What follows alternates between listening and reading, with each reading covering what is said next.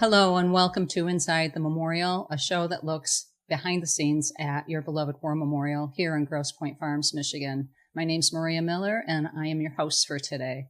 For those that are not familiar with what the War Memorial is all about, we are a institution that's been around for 75 years. We have always honored veterans here and our heroes. We also are nestled on Lake St. Clair in a 114-year-old mansion. The estate was given to us to honor those who have served as well as to enrich the community through a lot of events, be it cultural or educational events. And we throw some weddings and some pretty good parties here too. So come check us out. Right now we are in one of my favorite rooms of the home. It's the original man cave, I would say. It was Russell Elger Jr.'s, really his billiard room. And now we have converted it. It's called now the Veterans Room. So we are here, and fittingly enough, today's guest, and I'm so honored and excited to have Major General Rolf Mammen I'm going to have to read this because his CV just goes really so far. So this is an intimidating place for me to be right now because this guy's got it all going on. I would like to introduce you with your journey, which really began with your bachelor's of astrophysics at Michigan State's University's Reserve Officer Training Corps. I won't say the year. He served as an instructor in the T-38 aircraft, teaching advanced pilot training to students and instructors representing 12 NATO nations. Mm-hmm. I got that right so far? You bet. So is that sort of a little bit like Tom Cruise then? I don't know if it'd be quite that like that, but you okay. taught. You yeah. taught. Mm-hmm. General Mammen has flown numerous operation missions across the globe. He was deployed to Kuwait in 2004 in support of Operation Iraqi Freedom and Operation Enduring Freedom. General Mammen was the commander of the 127th Wing, Selfridge Air National Guard Base, Michigan, and handing over the wings in 2023 to Brigadier General Brancato. He moved on to Deputy Commander, Michigan Air National Guard, can't even spit this all out, and recently as Assistant Adjutant General in Lansing, with probably well over 10,000 flight hours.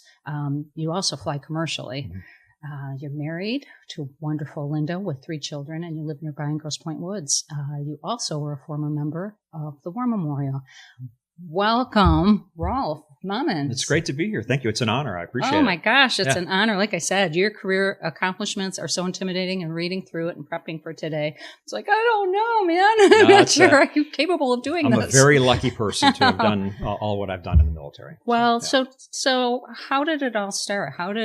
What spoke to you with the Air Force? I think I wanted to join the Air Force or be it's interesting. My career has evolved over the years on what my objectives were in the military. But when I first started out, I think I knew early, probably in junior high or high school, that I wanted to fly airplanes in the Air Force, and that was my main objective. Once I graduated from Grosse Pointe North High School, so I'm a local here. Okay. I was as you said, at Michigan State University as an ROTC cadet, and I was awarded a pilot. We called it a pilot slot. I went to pilot training upon graduation, became an instructor in the T-38, and spent about just shy of 8 years on active duty. Again, my objective was to fly airplanes, and I didn't think about the rest of that career of where it was going to take me. It's like one step at a time. It is. Right? Yeah. It really is. And then when I got out of the Air Force, I joined I left the Air Force on November 10th of 1994. I swore into the Michigan Guard on Veterans Day, November 11th of 1994. So that's when I started my career in the Michigan National Guard.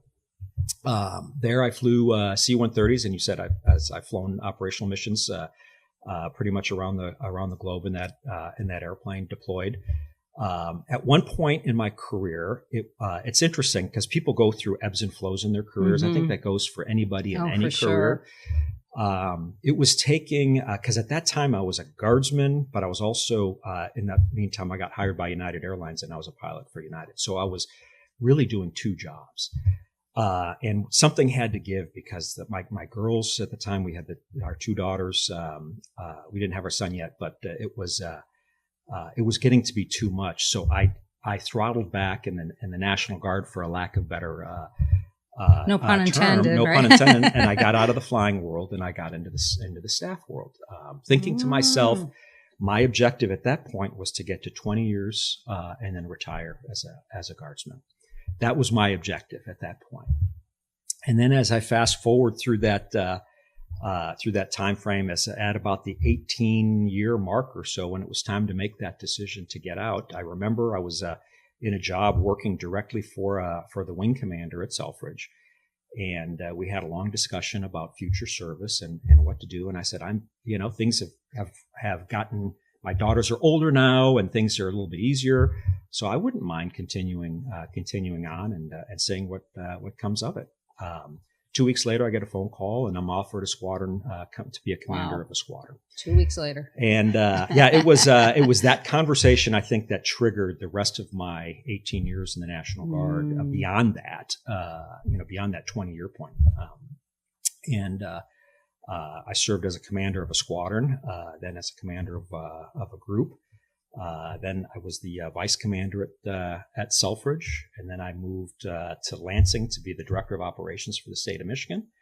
Then came back to be the commander of Selfridge, and then ultimately the deputy commander, and then commander of the Michigan National Guard as well here in the state of Michigan. So it was what really I think happened at that point. It was really almost like a tipping point where I wanted to get to that 20 years, but then I enjoyed so much the service of it all, of the giving. I felt like I was giving back. And then giving the opportunity to lead airmen was just so rewarding on a daily basis. You go in. I mean, the squadron, when the first squadron I had was 252 people were in the squadron. So I was in charge of that group of airmen. It was just incredible. And then when I moved up to the group level, that was over 450 people in the organization that I was responsible for. I was responsible to make sure that they were trained, motivated, and equipped to do their job, if called upon by the military. And so that part, I mean, I always loved flying airplanes, but leading airmen was so much more professionally rewarding than flying airplanes. Flying airplanes is great. Don't get me wrong. I love it. But that leadership factor where you can make a difference in somebody's life is really fun. I would imagine you get to a point, though, because you had been flying and you had been doing that gig for a bit. And so your soul was probably ready for the leadership aspect. I mean, you wouldn't have been able to do that earlier in your career. You had to have what you had in order to kind of lead that group. Yeah, that is true. I mean, in the Air Force, to get into those there's always small leadership roles that you do leading up to that point. But yeah, leading big organizations is not everybody gets a chance to do that. I don't know what the percentage is, but there's only so many squadrons, so many groups, and so many wings in the Air Force in general. So to get to that. To get that opportunity to lead, it's really a gift. And it was awesome. And so it was, once I got into that cycle, I never looked back, and I just kept on having fun. Going. Yeah, I kept on being offered opportunities to lead at bigger levels, and it was just a lot of fun. So this is going to be a stupid question. The 127th Wing, right, is Selfridge, yes. But are there different components there too that are other, or that's just the name of the wing? Like, if you could explain that. Yes. Oh, sure. Okay. So the 127th Wing, I'll give you a quick breakdown of the wing. The wing is about, with military and civilians, it's about 1,800 people size. So I was the wing commander for that for 4 years, a little over 4 years. In that, we had 5 groups. Okay. Remember I said I led one of those 5 groups in the organization. But you have an A-10 operations group, an A-10 maintenance group. So that's one of the major weapon systems that we fly there. A KC-135 operations group, or refueling group, actually, which is the other major weapon system that we lead there. A support group that basically takes care of the base and the airmen and supplies, parts, everything comes through that. Computer backbone, all of that supports the base and the wing. And finally, the medical group that obviously makes sure that the airmen are are fit to do their military functions. So that's in essence what the wing looks like. But Selfridge is a lot bigger than just the 127th Wing. Selfridge has over 70 tenant organizations on the base, representing all branches of the military. So we have the Army, the Navy, the Marine Corps, Coast Guard.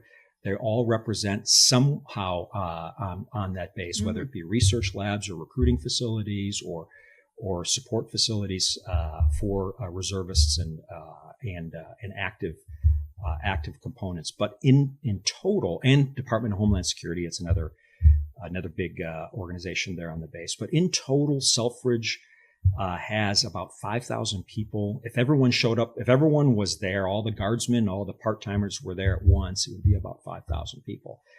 Now, as the wing commander, my boss, the adjutant general, used to say I had 3 jobs as the wing commander. One, I was the commander of the wing. The other one, I was the mayor of Selfridge. So they have a mayor. That's what he called me, and so it was my job. Although I didn't command and have any kind of command authority over those tenant organizations, it was my job to support them and what they needed in order to be successful. Okay. So that was a big portion of what our support agencies did, is to ensure that. If you think about it, all the electrical power, all the computer or the IT backbone, all of those support functions get routed through the 127th wing for all the tenants there on the base. The last job, as he always said, was the ambassador to the community. So I had to go out and talk about Selfridge and ambassador is always out there doing those things. So. Selfridge is amazing. Yeah. It is an amazing facility. I could see mayor for sure, because they should have so many more roles there that they probably do that I'm unaware of. Driving there and going through for an event, something that I was invited to. There's the gas station, there's the bank, there's the commissary and the grocery. There's just, it's got its own little, you never have to really leave, do you? Yeah. It's almost a city on itself. The only thing that Selfridge doesn't do that other active duty bases have a housing set up where actual people can stay on the base and live there. Oh, they don't anymore. So not anymore. Those houses that are there on the base, they're all empty because the National Guard doesn't do a housing any kind of housing for that. That's not part of our budget. It's a great question. I would think that if they were available, they might be, used. Some beautiful old homes there. There's, if I remember correctly, 64 beautiful old homes there that are empty. Some of them probably need to come down because over the years, that soil moves and there's some challenges with some of them. But for the most part, they're still in good shape. They've all been pickled out there. But, we've always wrestled with that as a commander. Can we push that off to a contractor or something and have them fix up those buildings and then lease them out to people who want to be there? But the last time we had actual people living on base was when the Army actually controlled the housing.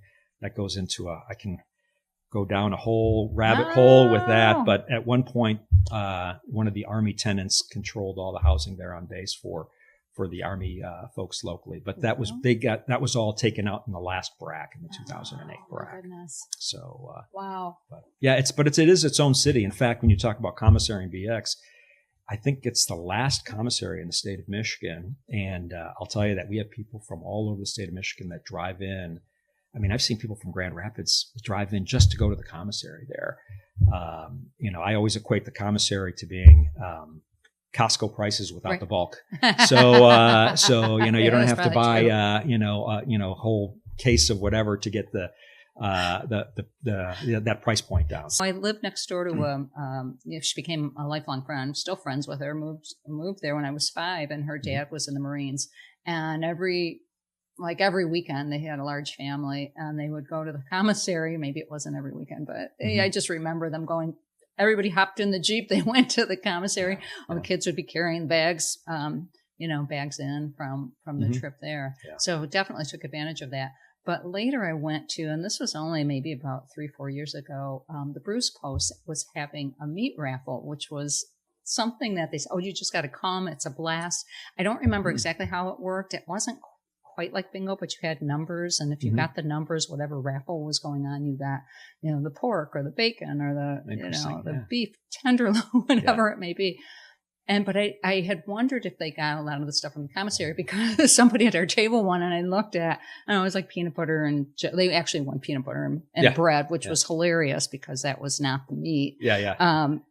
But I didn't recognize the label at all. So I don't know if the commissary has off labels or do they have just peanut butter? It's interesting. And now that you say that, I mean, they have pretty much anything that a Kroger would have here locally, pretty much. Just wondered. Yeah. So I don't know about any off label stuff. Yeah. So, yeah.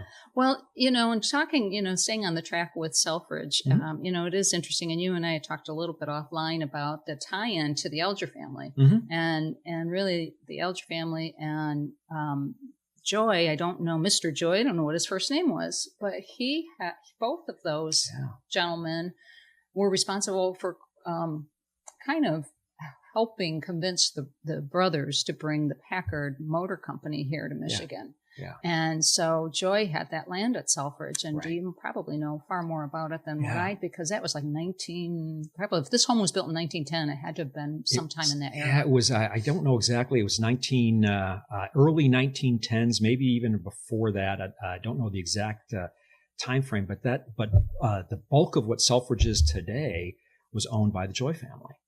And the Joy family gave that to the Department of Defense to create Selfridge Air National Guard Base. And so I don't think it was Selfridge when it first started. It was named Selfridge later. I don't know when that time frame was. It was named something. I may have it in my notes. Joy Aviation Field. Yeah, it may have been Joy Field. Yeah.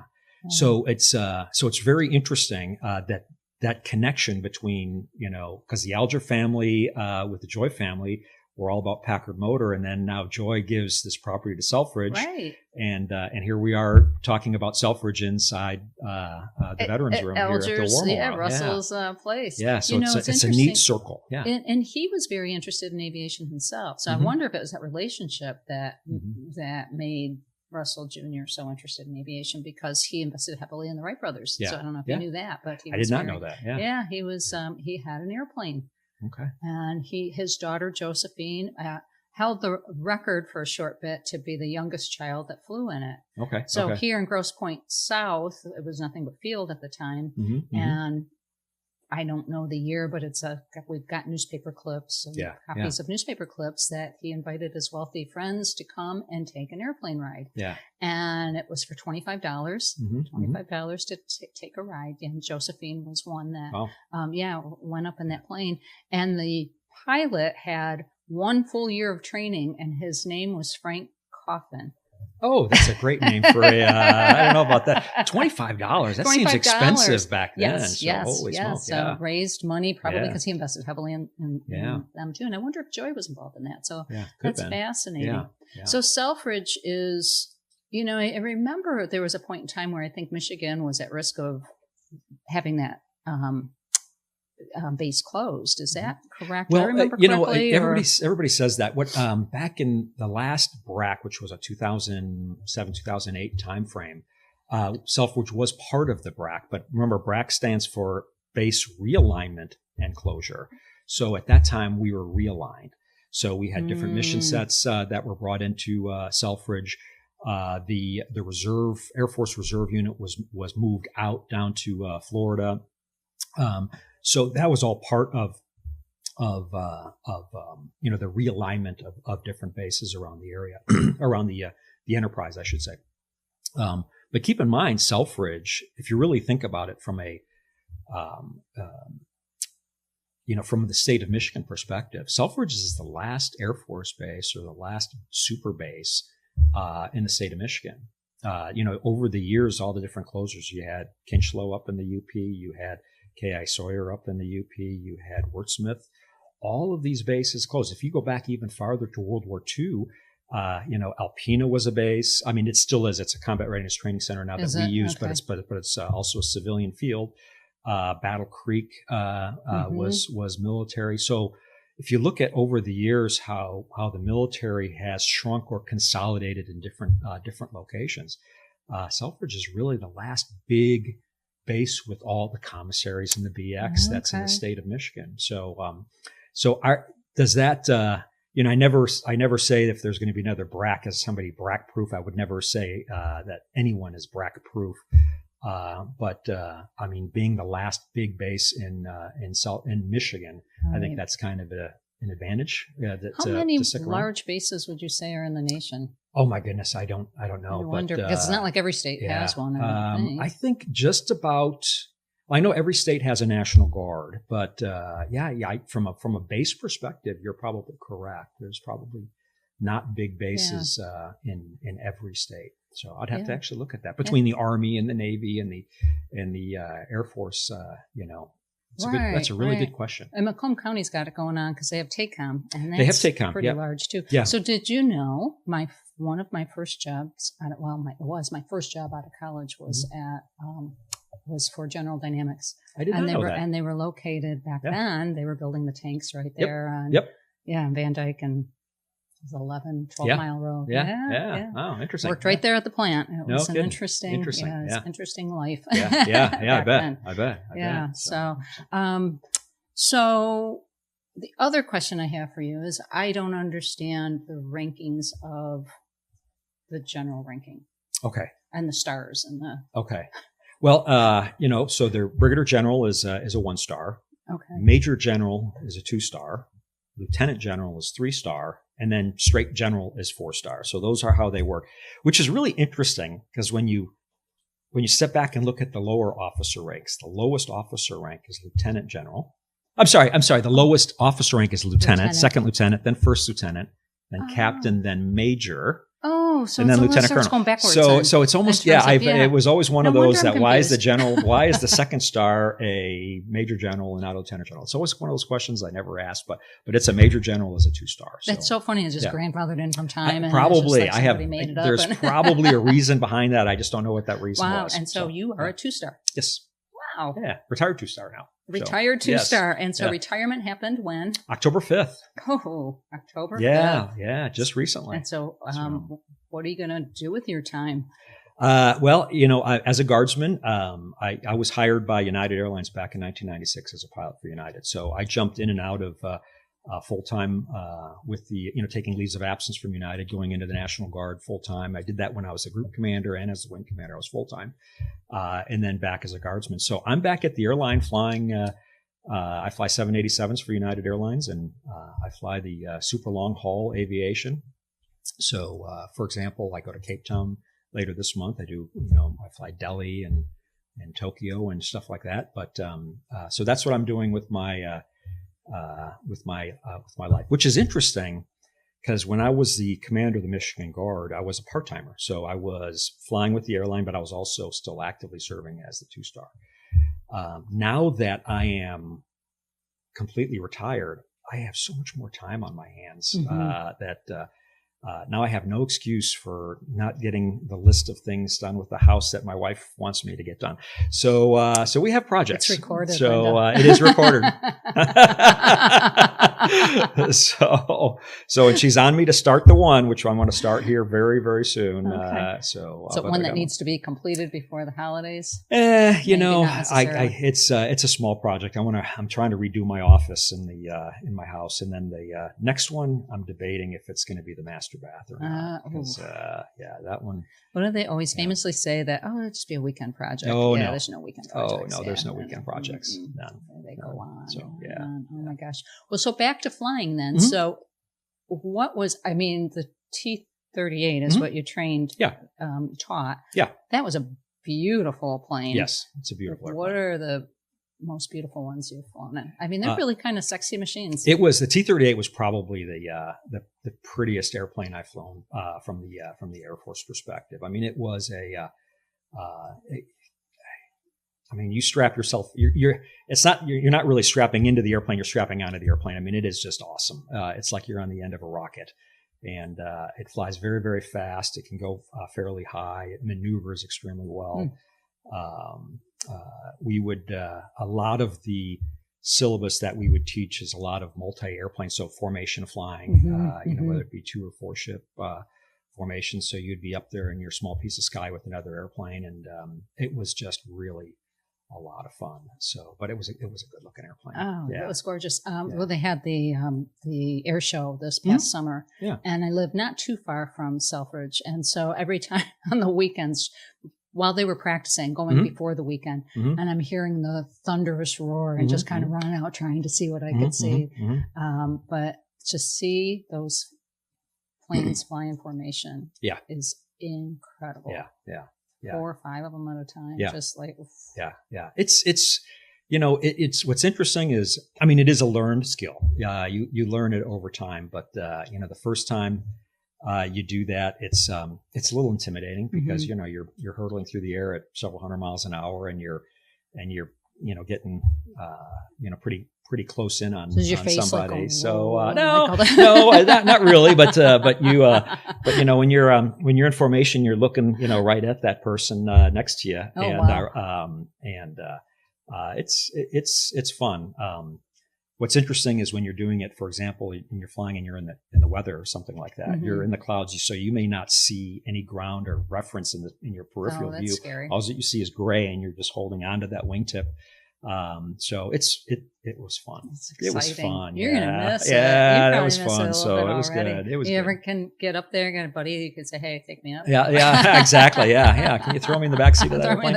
So yeah. Oh my goodness. Yeah. So recruits and things. I mean, I know that recruiting is down. It's always kind of talked about, and I want to talk to you about the National Guard too, especially with the election.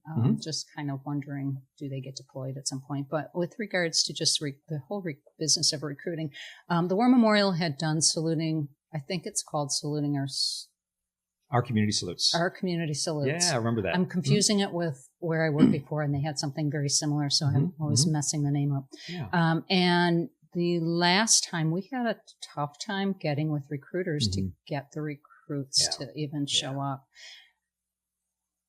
It's sort of looking back when I was growing up, and the whole patriotism and wanting to join the military is very different than today. Can you talk about a little bit? I mean, there are reasons. I've read stories. The Washington Post had an interesting story about there's even, health of young people these days is different and precludes them from potentially joining, which I didn't even think of health as an issue. I always think of, I just don't want to. Yeah. It's interesting because, I think there's so many facets to that. But,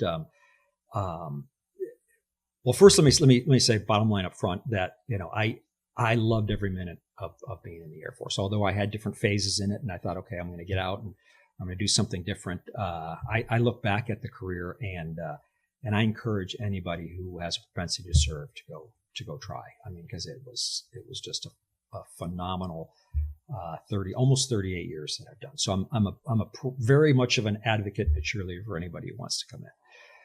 The challenge is, you're right when you said there are issues. The Air Force and the military in general is very, I don't want to say selective, but we're looking for people who are fit, looking for people who do not have medical issues.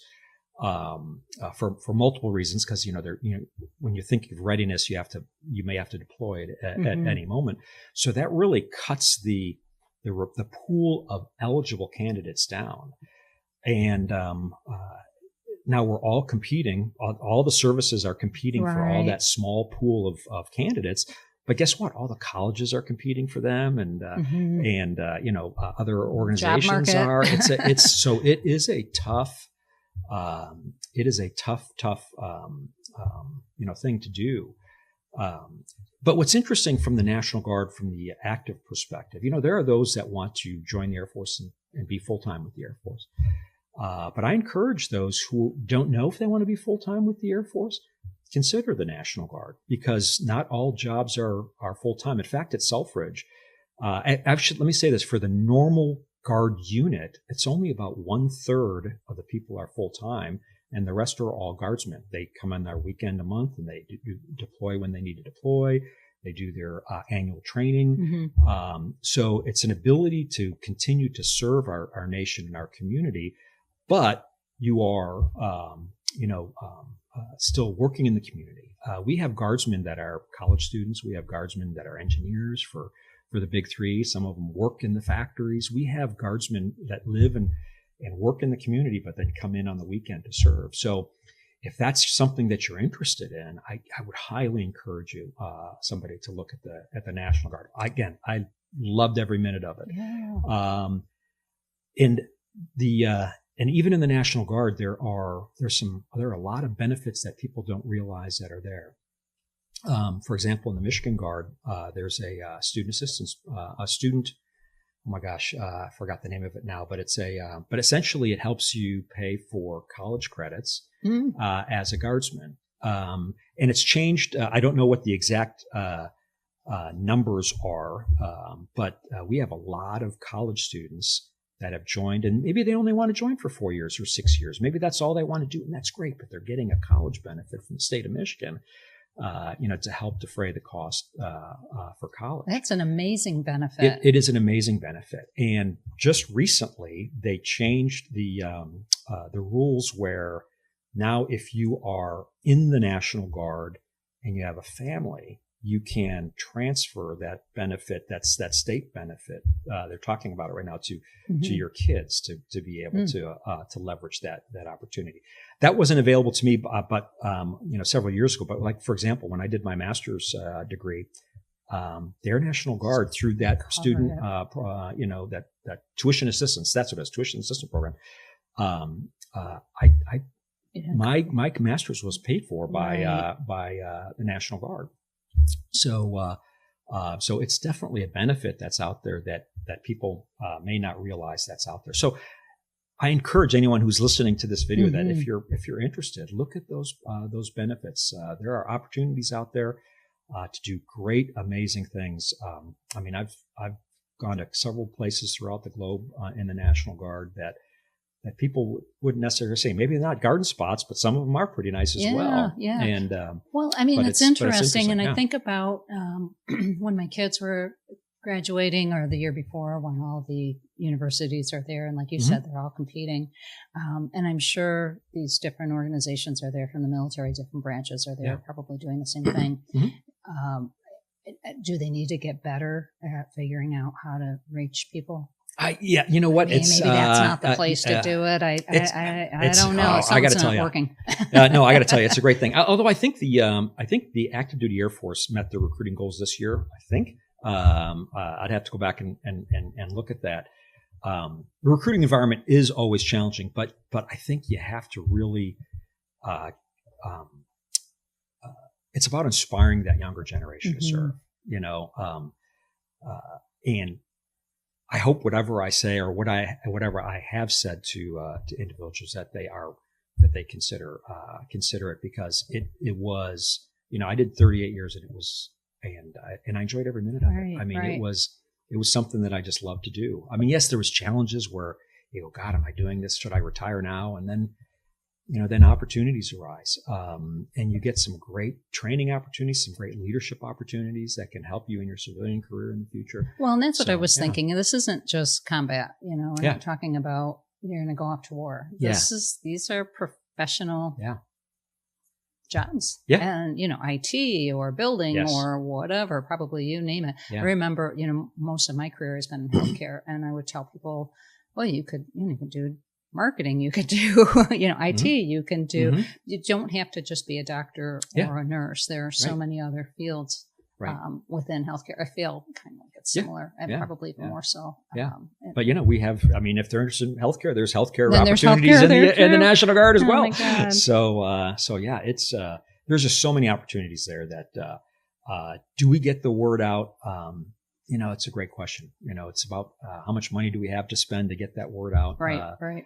I pushed, when I was the commander of the Guard, I really pushed the leadership teams to make sure that every time a recruiter went to a recruiting fair or a high school event or whatever, that they would bring an officer or another senior enlisted along in with them. Again, it's to inspire that younger generation to serve. And like I said, I loved it. So I love it. We need to get you out there on the marketing campaign. So I appreciate it. Okay, so I was watching one of not the debates, but just I think I don't know if it was just thinking of the Air Force One. So I must have caught a commercial and caught something on the news, and thinking about readiness with, the political, what could pretend. Everybody's fearful of what could happen no matter which candidate wins. But so the National Guard, I would imagine, would stand ready for anything that could hopefully never happen. But what about, then I started thinking as I was getting ready to talk to you, I thought, what about the pilots of Air Force One? Yeah. Because I think there was a commercial of Kamala, because they're just constantly in your face, these commercials, and she's standing by the plane. And I started thinking about, oh my gosh, what does it take to be an Air Force One pilot? Yeah. That's a great question. I don't know. I knew like you could have gone down that path if you really wanted to. Yeah, I could have. I'm sure there was avenues to get into that. It is, if I remember correctly, it's called the 89th Wing, and it's in, I think it is. in Andrews. And so they fly not only Air Force One, but they have, several different aircraft that they fly there for executive, transport. But yeah, Air Force One, that would be, I really don't know how you get selected for that. It's a great question, but, the airplanes are pretty, Air Force One is a pretty neat airplane. There's a lot of magic in that airplane that's out there. So I would love to get a tour, but yeah, I don't know if they want to show many people what magic is in that airplane, but it is very, very cool. Yeah. So we talked about you, transitioning here, and so far, I guess it's been a month, right? Yeah. Have you having any hiccups or, because transitional life can be very much a challenge for people going from the military to civilian life. It's great you bring that up. It's actually been very smooth. I mean, now granted, I had a job. I've been flying for United for almost 30 years. So for me, it was just, now I'm focusing on the one job and my house with my list of things I got to do. So for me, it's been very, very easy. I know people that have come off active duty, they're, and then transitioning, that can be a little bit of a challenge. But the neat thing about the military in general, to go back with the active military, and actually the Guard does this as well. They have what's called a transition assistance program that helps people as they're coming to the end of their careers, work on resumes. Let's say they're a full-time individual. No kidding. So they work on resumes, they work on their VA benefits, and so it guides them through all the benefits and helps them build, a positive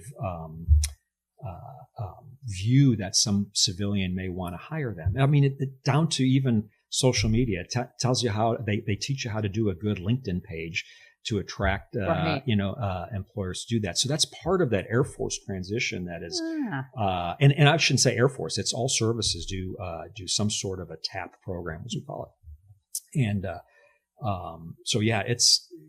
but for me, it was pretty easy because I already had I had a full-time job. You had your side hustle. Maybe I need to do a side hustle. Yeah, that is true. So mine has been pretty seamless. And what's interesting is, some people ask me if I miss it, the military side. I miss the people. I miss that part of it. But you know what? It was time. 30, almost 38 years. No kidding. Wow. Of service. Not many people have done that many years. And there was some great leaders that were coming up behind that I needed to get out of the way. And so it was the right time for me to leave and totally at peace. Oh, so it was just a great career. I've accomplished more than I ever expected. Wow. So it was awesome. That is amazing. Yeah, very lucky. That is amazing. Yeah. Well, we have been hearing more about that whole transition and reentry because, so the War Memorial is reinvigorating our veterans programming here. And, Brett Pulte, who's behind the scenes here with our cameras and working that along with Alex, who was just here earlier, he is chair of our internal veterans committee. And so it's been a year now that they've kind of formed and started offering and putting together something, something every month. So bi-monthly we're doing a vet to vet, which we may call it something else, but right now vet to vet works and it's just a fellowship. Just come have some coffee in the morning and that's been working. And then on the other months, the other bi-monthly months, we are doing some sort of a seminar or a session. And this is the last year going into 25 of the commemoration of the Vietnam War commemoration. Mm-hmm. And so the War Memorial is actually going towards some funding. We're hoping for some grant funding that will help bring some speakers in to bring a little more kind of a robust programming around that whole thing, so we can kind of go out with a big accolades to the Vietnam veterans in particular. We had Brian Love here, who's the director of the Michigan Veterans Affairs Agency. And so he came and he was one of our last speakers. And, you know, he kind of asked if anybody in the audience had been pinned, any of the veterans. Because raised their hand, yeah, Vietnam veteran. Have you all been pinned? Have you been welcomed home? Yeah. Not one raised their hand. So he said, I have pins. Come on up. And it kind of took, you know, and so we're encouraging, come on, get up there, you know. It was so emotional. I got like goosebumps watching that. And so that's his personal mission to do that. But he struggled because he was in the Marines. He struggled with reentry. And so, you know, then, you know, you think about the War Memorial, we're a space first off. So you're a space where you hold things, host things, hopefully have, you know, in keeping with the mission, obviously, but, you know, to have education here to help people understand that this is a real issue. So I don't know what that's going to look like going forward, but I think with partnerships with the right people, there's warriors, walking with warriors. And so one of the gals there, she's a navigator that Brett and Alex had met and connected her with our HR director and said, we don't have any veterans on our staff. So, I mean, that's something we're going to be looking forward to doing as we have positions. We don't have that many positions, but for the staff that is here, what's our military cultural competency, you know, hasn't been so great. You know, some of it's better. Some of mine's not been so good. I'll be honest. You know, I mean, my dad was in World War II. He was in the Navy, died a long, long time ago. So I don't know any stories. So I got nothing, you know, that was it. Nobody really followed in my family. So we're trying. And so I'm really proud of my team, and I'm proud that we are really kind of trying to find our roots. So keep that in mind if you want to come back and volunteer and help give us ideas. No, I appreciate that. You know, and it's great when, you know, what's really, I think is really a great start or a great thing is the vet to vet. Because, you know, a lot of times what will happen is you're in these units and, you know, you don't realize how, you know, the operations tempo is so fast. Things are moving so fast, and everybody's working together, and it's this great team, and you know, everybody's watching each other's back, and you have all of that camaraderie, that group working together. And then, you know, for some people, it's very difficult. You leave, and you're no longer part of that group. You don't have that person to watch your back. You don't have that person to help you out, to ask that questions to. So that is a tough transition, and that whole vet to vet really kind of fills that niche. For those who are missing that camaraderie, that fellowship with that you have in it being in a small military unit. That's what it is. So yeah, it's so I think it's great that what the War Memorial is doing with that. Thank you. Yeah, we just keep plugging along, and we'll, it's funny because I do get the emails, and I wanted to come to them, but it seems like every time there's vet to vet, I got something else happening in my life. But I do commit. I will be there one day. So we'd love to have you. We would love to have you. Is there anything else? I probably had a ton of other questions. What do you cook? Are you going to be? You know what? I can barbecue, but my wife is the cook. She can. She does some amazing things. So you can mix a mean cocktail. I can mix a great cocktail. You know, I can do an old fashioned like nobody's business. Old fashions. What do you put in your old fashioned? I am playing with them at home, and you know what I watched somebody do this once, and the bartender, she would, you know, obviously take an orange peel, right? But then she would take the orange peel and she'd rub it on the inside of the glass first, and then she would put a little bit of simple syrup or just regular syrup in there, and then you know, the bitters and the bourbon and on the ice, and it was, and I think that orange peel. I mean, I see a lot of people throwing an orange peel in there, but when you rub it on the you get that zest on the inside. It kind of brings out. And if you do a cherry or no cherry, and I don't do cherry. You got to do the right cherry if you're going to do a cherry. So it can't be those Marciano. No. I've seen those smokers too. Those are kind of fun. Yeah. I have one of those. It's like a Kamado. You know, Kamado Joe. Is that what they call those things? I don't know. It's a you know, big ceramic, you know, grill essentially. But put stuff in there and smoke for hours. But not your old fashioned. So, your old fashioned, because they smoke old fashions. I'm sorry. Going back to the drinks. No, I don't do smoky old fashioned. It's kind of early for a drink. I don't know. So when I'm thinking smoker, I'm thinking grill. So, but yeah. Oh, that's great. Well, I hope you get to make lots of old fashions and get your projects done. And I appreciate it. And I appreciate your time with us. I certainly appreciate all you've done and dedicated to our country. And thank you for your service. I appreciate it. You know what? It's been serving for this many years, it has really been an honor.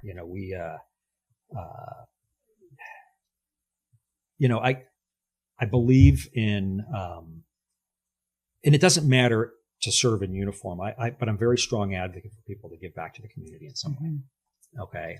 And I've hopefully instilled that in my family, whether they serve or not. I have 2 daughters that aren't, but that, do they give back to the community? My son is considering it. He's in college right now, to wear the uniform. But just in general, I think, serving your community in one way, and that could be just volunteering. It could be doing anything on a weekend. I encourage people to do that because it is fulfilling for people. I was able to do that and get paid for it by serving in the military.